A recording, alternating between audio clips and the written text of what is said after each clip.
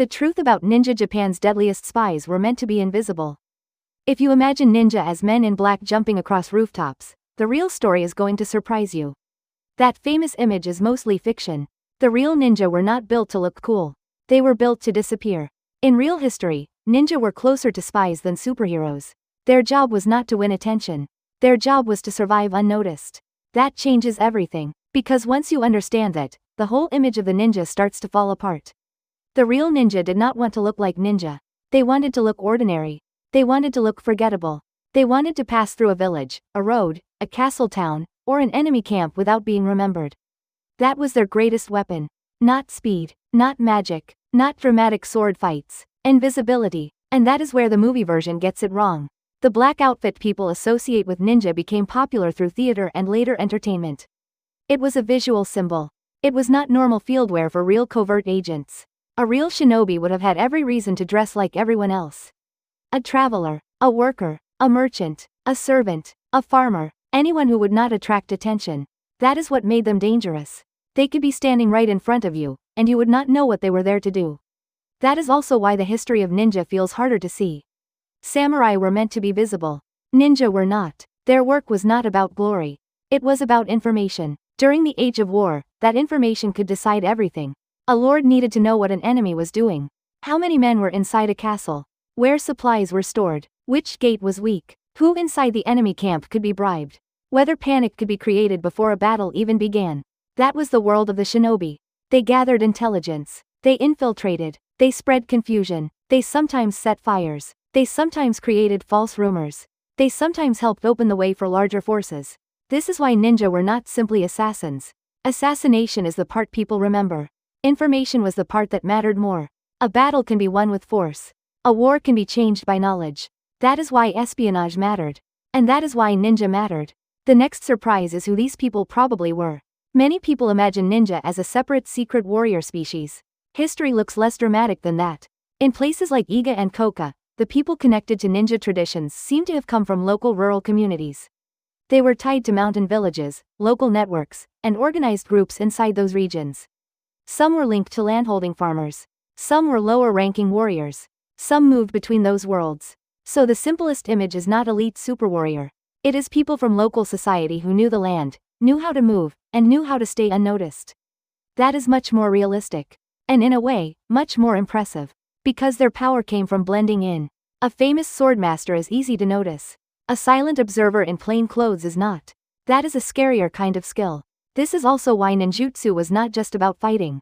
It was a system of survival, observation, deception, and preparation. The best ninja tool was not always a weapon. Sometimes it was a disguise. Sometimes it was a route. Sometimes it was a way to read a room. Sometimes it was patience. And yes, there were tools. But even here, pop culture exaggerates a lot. People immediately think of flat throwing stars. But the historical record is much less clear than movies suggest. In surviving ninjutsu books, the evidence for ninja using shuriken is surprisingly thin. That image grew much stronger through entertainment. What appears more clearly in the record are tools meant for movement, escape, and disruption. One example is makibishi. These were spiked caltrops scattered behind a fleeing ninja to slow pursuers. That tells you something important. Real ninja tools were practical. They were not there to look impressive. They were there to create an advantage and buy time. The same goes for the famous hand signs. In movies, ninja form seals and unleash impossible techniques. The real historical material is much less dramatic. References to hand seals in ninjutsu texts are extremely limited. Where they do appear, they are closer to mental focus or calming the mind than fantasy magic. That is the real pattern again and again. Less spectacle, more psychology, less miracle, more method, and psychology may have been one of the sharpest weapons ninja had. If you can enter an enemy space and make people doubt what they saw, you already have power. If you can create fear without revealing yourself, you already have power. If you can make a castle feel unsafe at night, you already have power. A hidden person can do damage beyond the physical. That is why ninja belonged as much to the world of nerves and uncertainty as to the world of blades. Even poison enters the story this way. People often connect ninja with poison, and that is not entirely random. Knowledge of medicine, chemicals, fires, and harmful substances appears in ninjutsu traditions and manuals. But again, the deeper point is not theatrical murder. It is control. A real shinobi used knowledge the way a modern intelligence agent uses information. Quietly, Indirectly, effectively, and then history changed. When Japan moved into the long peace of the Edo period, the world that had created ninja also changed. There were fewer chances to use wartime infiltration the old way. Some men from Iga and Koka entered service under the shogunate. Their roles shifted. Some guarded important places. Some handled covert tasks. Some became part of official structures like the Oniwaban under direct shogunal control. In other words, the ninja did not simply vanish. Their methods were absorbed into a more controlled political world. And because peace lasted so long, something else happened. Ninja began to be written about. Ninjutsu books were compiled. Teachings were organized. Secrets were recorded. That is why we know names like Bansenshikai, Ninpiden, and Shoninki. These texts matter because they show what ninja thought was worth preserving. Not flashy fantasy, but techniques, mindset, observation, tools, and human behavior. One of the most interesting things in these writings is how often the mind matters. Not just the enemy's mind. Your own mind. A shinobi had to stay calm. A shinobi had to stay disciplined. A shinobi had to resist fear, vanity, and carelessness. That makes sense. The moment you want to look impressive, you have already failed as a ninja. That may be the deepest truth in this whole story. The strongest ninja was not the one who looked the most dangerous. It was the one nobody noticed. That is why the image of the farmer matters, even if it should not be simplified too much. The point is not that every ninja was literally just a farmer.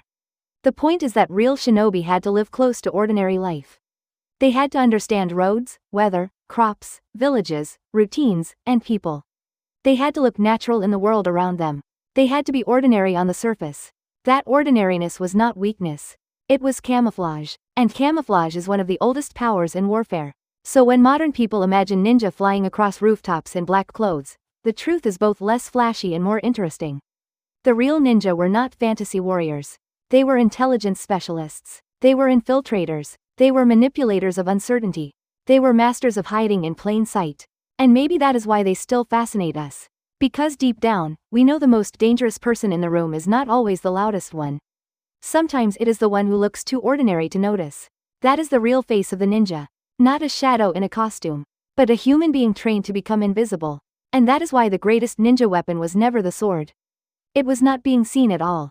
If you enjoyed this video, give it a like and subscribe for more Japan facts every day. 555.